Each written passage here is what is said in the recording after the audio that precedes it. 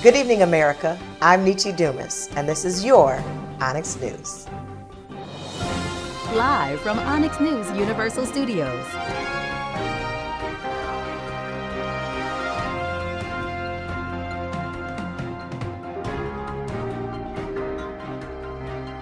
Coming up next.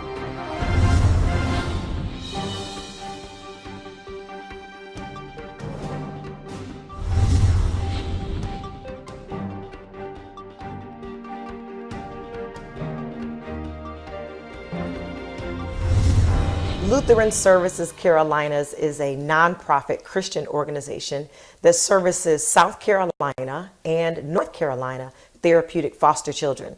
They believe that every child deserves a safe home and a loving family, and they devote their time and efforts to make sure its primary goal is accomplished. Here to give us more insight on this is Lutheran Services recruiter, Shavakia Adams. You know, one of the things that most people will have a question about in this is, how is therapeutic foster care different from regular foster care? That is a great question, Nietzsche. Therapeutic foster care deals with children with mild to severe mental disabilities. A child may have a mild disability as a learning disability, or a more severe disability as schizophrenia or trauma related to sexual abuse, or multiple mental disabilities. However, from a psychological perspective, because of what children deal with when they are in the process of leaving the home, or even what they deal with inside of their home, they can all have mental disabilities. So with regular foster care, their child can have mental disabilities based on what they go through, but with therapeutic, we do offer more services to help the families. So what's the typical age that a child would need this type of services? What's the most often age needed for placement, and why is that so? We actually place all children, all ages, but what's needed most is ages 6 to 18 years old. Most babies and young children they're not diagnosed with a mental disability unless it's innate or it's a medically fragile child. But however, it's difficult to place teenagers because of the other issues, the preconceived notion of what they have. So, do you feel that the system is changing in any kind of way where we're having more of a need for foster families? Most definitely. The system is changing greatly because there are a lack of foster families across the nation. I can remember when I was a little girl and my grandmother was a foster parent. She had at least 200 children entering into her home, but they would only stay for maybe 2 or 3 months. In today's society, children are staying longer, more children are taken out of the home on a daily basis, and the group homes are completely overcrowded. It is a crisis throughout the United States. Are you finding that to be more of a crisis in one nationality or another? I would have to say yes. It's a crisis, I would say, in the African community, more than any other race, unfortunately. And that's because we have more teenagers that come in. And once again, it's hard to place a therapeutic teenager.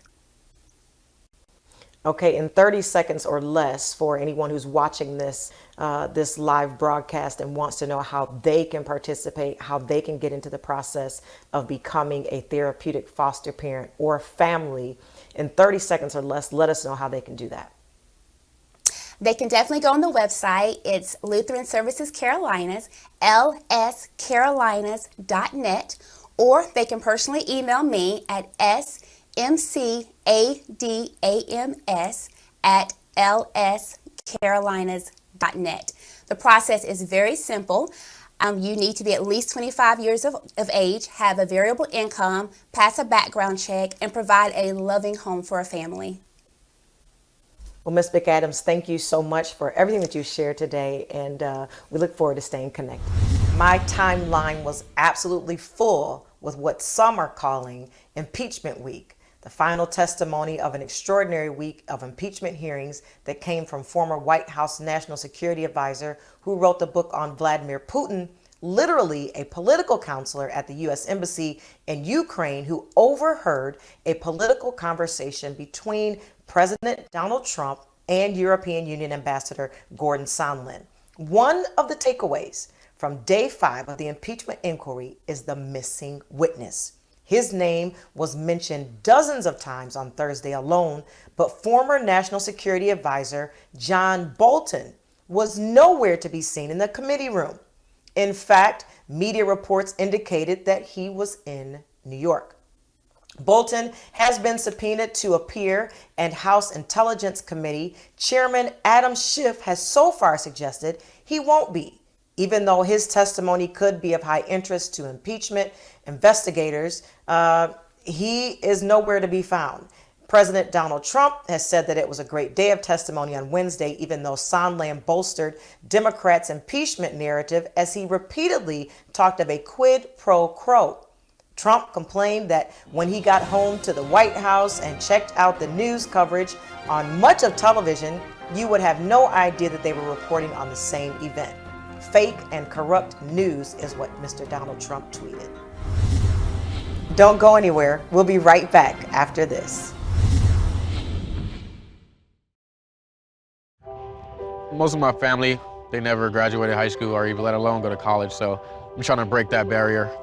My daughter Brooklyn was also a motivation for me to go back to school. It's been so amazing to be able to give our child the life that we kind of pictured us having, even though we didn't really have that. I've been in foster care my whole life. He's so strong to just be able to leave that all behind and still be able to take care of his daughter and be a good husband. Every day after work, went straight to school, studied hard, and it paid off. I could not have done it alone. We've been through so much in our life, and he never used that as an excuse, but as motivation to do better. I see the future is really bright for me. The high school diploma is just added to the confidence, and now I feel unstoppable. Find free adult education classes near you at finishyourdiploma.org. When I was in foster care, I never knew when I would have to move, so I always had my suitcase ready to go. Then one day, I was adopted. My new parents opened their hearts and home to me. My parents cook my favorite breakfast for me every morning. My parents take me on trips I never thought I would go on. They gave me a home and an even better reason to use that suitcase. My parents aren't perfect, but they're perfect for me.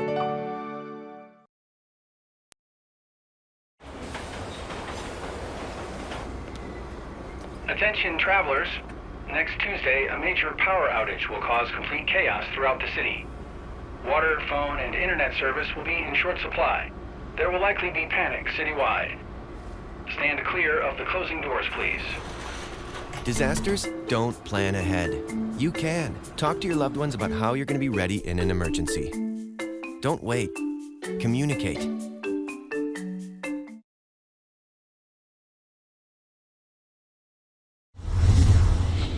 Myles Garrett's goal was to be NFL's top defensive player this season, but he won't finish it. Myles Garrett's indefinite suspension for smashing Pittsburgh Steelers quarterback Mason Rudolph over the head with a helmet was upheld Thursday by an appeals officer who decided that the severe penalty on the Cleveland Browns star defensive end is fair. Garrett, who is one of the league's most dominant edge rushers, is banned for the final 6 regular season games and playoffs if Cleveland qualifies for pulling off Rudolph's helmet and cracking him with it in the closing seconds of the Browns' 21-7 win over their AFC North rival last week. Onyx News correspondent Reynolds McZorn, there is a lot at stake here. As this suspension has gone super crazy, the video has gone viral. There's a lot going on with it. Take us back to exactly what happened here. Well, Nietzsche, I'm going to start off by saying that the act was egregious by Myles Garrett. Him and quarterback Mason Rudolph of the Steelers, they got into a tussle, and it ended with Myles Garrett taking his helmet and hitting Mason in the face. However, even though this act was egregious by Myles, and I don't agree with what he did, and I think the suspension, which is historic, is definitely warranted, I can't help but see a double standard here, Nietzsche. Myles Garrett was definitely fined early, along with some other players like Maurice Pouncey of the Steelers, but Mason Rudolph, he just got fined this past weekend $50,000. He was allowed to play in Sunday's games. And here's the fact that a lot of people are missing, Nietzsche. When you look at the video, you can clearly see that it was Mason Rudolph who took his foot and kicked Myles Garrett in the groin, and he was also pulling Myles Garrett's helmet off. He went after a 272-pound 6'4" player. So, I feel like the NFL should have addressed this, all parties involved, with an urgency and showed discipline on all parts. Garrett is also they're also encouraging him to meet with the commissioner's office before he can be reinstated. He's being fined over $45,000. There's another twist, though, to this, Reynolds, where they are saying, anonymous sources are saying that Garrett told the league that during his meeting with Thrash that Rudolph used a racial slur just before the brawl broke out. Could this, does this matter in the big scheme of things? It absolutely does, Nietzsche. And a lot of people are overlooking the fact that when that incident occurred, there was a press conference that took place, and Myles was asked specifically by a reporter, did Mason say something? Is that what started this? Myles Garrett gave the response. He said, they just got to look into it. I'm not going to comment on that. So he kind of indicated that there maybe was something said. So I don't agree with people who are saying that Myles is coming up with this new statement and this rhetoric about being called a racial slur. He indicated that very night that something was wrong and something may have been said. And it's costing him over $1.14 million. It is, and it's also costing a setback to the Browns, who will be without their best defensive player as they try to end a postseason drought, which is dating back to 2002. Reynolds, McZorn, thank you as always for awesome reporting. I can't wait to see how this story plays out.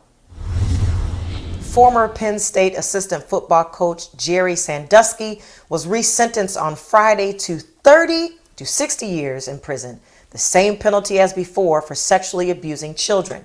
75-year-old Sandusky was sentenced by Judge Maureen Skirta at the Center County Courthouse in Bellefonte. He wore a yellow jumpsuit and entered court with his hands cuffed in front of him. A state appeals court this year turned down most of Sandusky's arguments, seeking a new trial, but said laws mandating sentence minimums in place at the time of his October 2012 sentencing had since changed. Sandusky was convicted of 45 counts of child sexual abuse in 2012 and sentenced to 30 to 60 years. Skirta's new sentence was the same. 8 young men testified during the 2012 trial that Sandusky, who founded a charity for at-risk youth, subjected them to a range of abuse from grooming to violent attacks. Sandusky has maintained his innocence, and his lawyers in October initiated a federal court action seeking a new trial or release from prison. His 2011 release prompted the firing of Hall of Fame head coach Joe Paterno and the ousting of then university president Graham Spanier. The university has subsequently paid more than 100 million people who said they had been abused by Sandusky. Stay tuned, more updates after the break.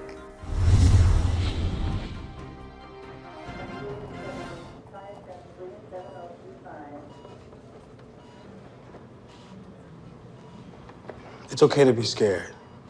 You don't have to be so strong.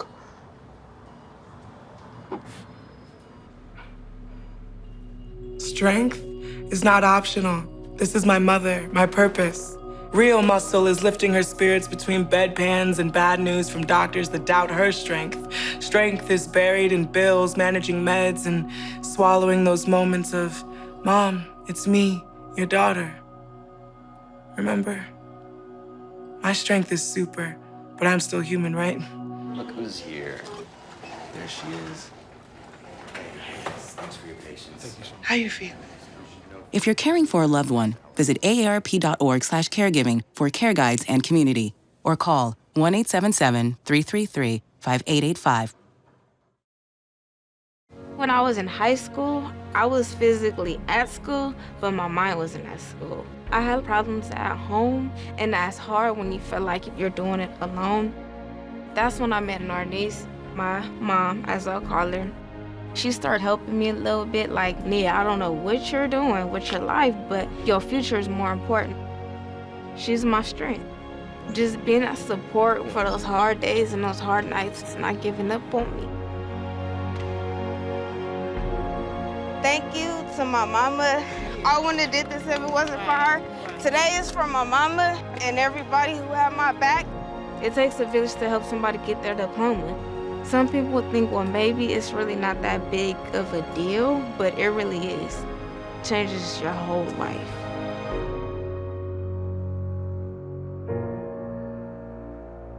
Find free adult education classes near you at finishyourdiploma.org.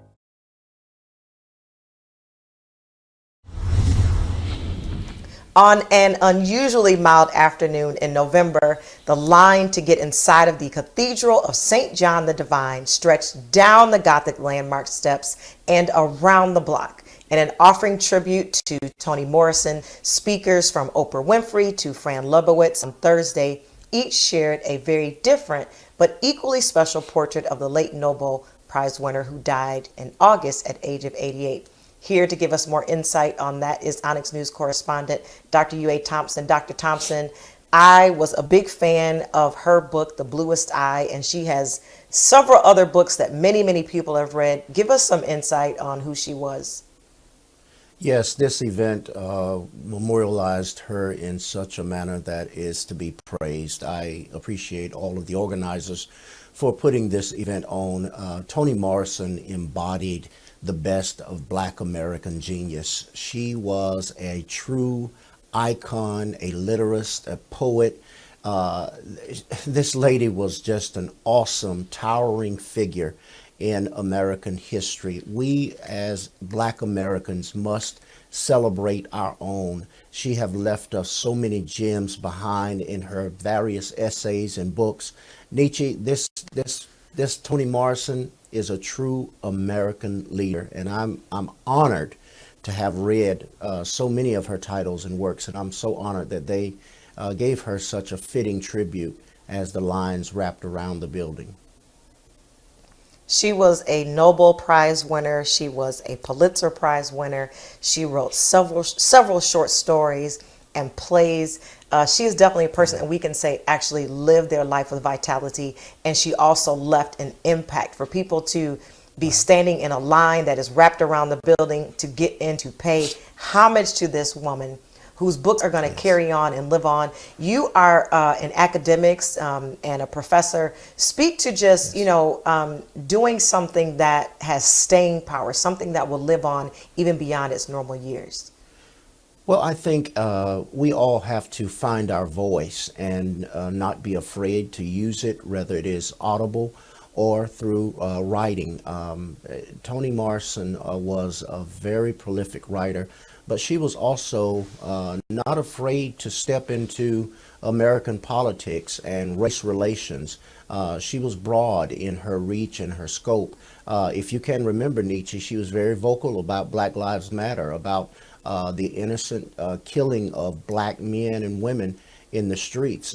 She was also very critical with an essay in the 2016 election of Donald Trump as President of the United States. In a scathing essay she wrote, I think it was entitled Mourning Whiteness, and she definitely made her mark. And I think we all in academicians need to write, we need to speak, we need to find our voice and find the language by which we need to be understood, and just not be afraid to put it out there. I once read a quote, you should not write a book until you have something to say. And I believe that a lot of us have something to say and we are afraid to write it. We're afraid to speak it. So we have to not be afraid and just move out and push forward. Well, we're certainly grateful for the contributions that Toni Morrison gave us and what she has left with us. And what an awesome celebration to celebrate such an amazing woman whose books we will continue to read for years to come. Absolutely. As always, Dr. U.A. Thompson, thank you for awesome reporting. Music manager Scooter Braun has broken his silence regarding his public beef with Taylor Swift, who has called Braun out since she discovered that he owned her master recordings. Braun wrote a lengthy post on Instagram on Friday saying that his family has received numerous death threats since Swift called on her legion of fans to put pressure on Braun and Scott Borchetta, the owners of her masters, to allow her performance to go forward at Sunday's American Music Awards. Things took a turn for the worst in June when Braun's Ithaca Holdings announced that it acquired Big Machine Label Group, the label led by Borchetta and home to Taylor Swift's first 6 albums. Swift has said that she was sad and grossed out that her music catalog now belongs to Braun, who she accuses of subjecting her to years of manipulative bullying. Braun, who manages Grammy winners including Ariana Grande, Justin Bieber, and Tori Kelly, continued to plead with Swift in his new post, explaining that he wants to resolve their issues. Swift is scheduled to perform at Sunday's AMAs, which will air live on ABC from Microsoft Theater in Los Angeles. In her post last week, she said that she had planned to play a medley of her hits at the AMAs, but that it was up in the air along with a forthcoming Netflix documentary because the men who own her recordings won't allow her to play her songs. Her post ignited social media with the hashtags I Stand With Taylor and Free Taylor, which is trending heavily on Twitter. More news headed your way right after the break.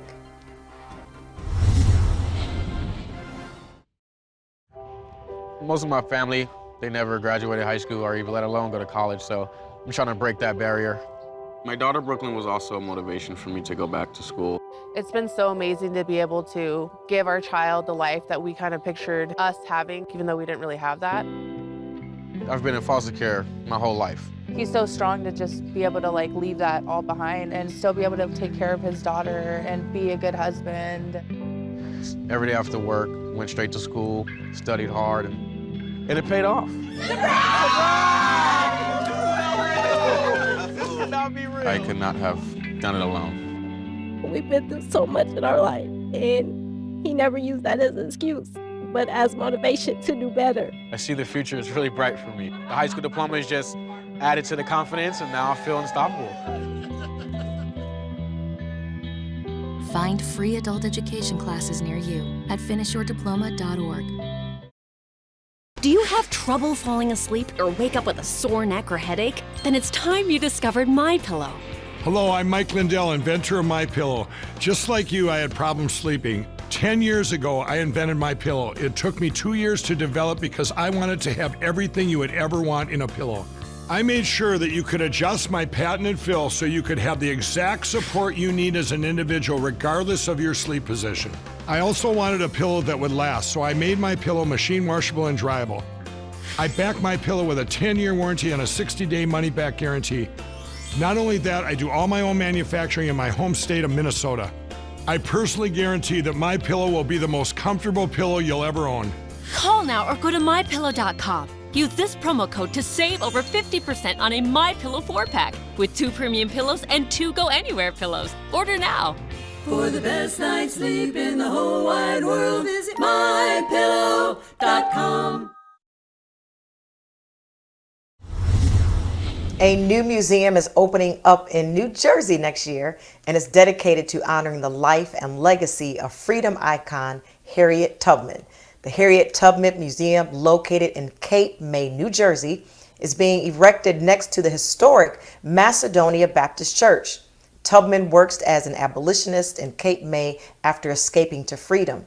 She also worked in the town cooking for families and working in hotels, earning money that she would use to help more enslaved people escape from slavery in Maryland. That's according to the Historical Archive. The residents of Cape May were critical in getting the museum erected, raising almost $160,000 towards the $500,000 needed to open the doors. Here to give us more insight on this is Onyx News contributor Dr. E. Bernard Jordan. Dr. Jordan, We do know that the movie Harriet has hit the airwaves and is in theaters right now and is catching rave reviews. And how awesome is it to have this announcement in the midst of it? Yes, and you know, to think about it, that Cape May has a lot of history around it, but somehow it's been ignored or been covered over. Because Cape May was the place where the lighthouse, where people coming up from out of the South looking for freedom, that was like the center hub right there, where kind of the North and South met. Of course, the rich, the well-to-do, the well-connected individuals. And so Harriet, story says that she possibly had crossed over the Delaware River into Cape May and began to also find freedom. She worked in a hotel there, right there in Cape May. And while working there at the hotel for a couple of years, she went back. It was not enough for her to secure freedom for herself, so she went back to get family members and others. So this here situation in Cape May is really tremendous. And there was a quote by an individual here that I would like to read by Eugene Dempsey, an 82-year-old Air Force veteran, said these words: "There's so much Black history, it's unbelievable. There's just a history of the background of Harriet Tubman. What she did was amazing. What she did as a woman is just a wonderful thing." So we begin to see that this is very, very powerful, that this community is keeping this history alive. You know, a great deal of the funding has gone towards the building materials, and also there's been things that have been donated to get this whole thing completed.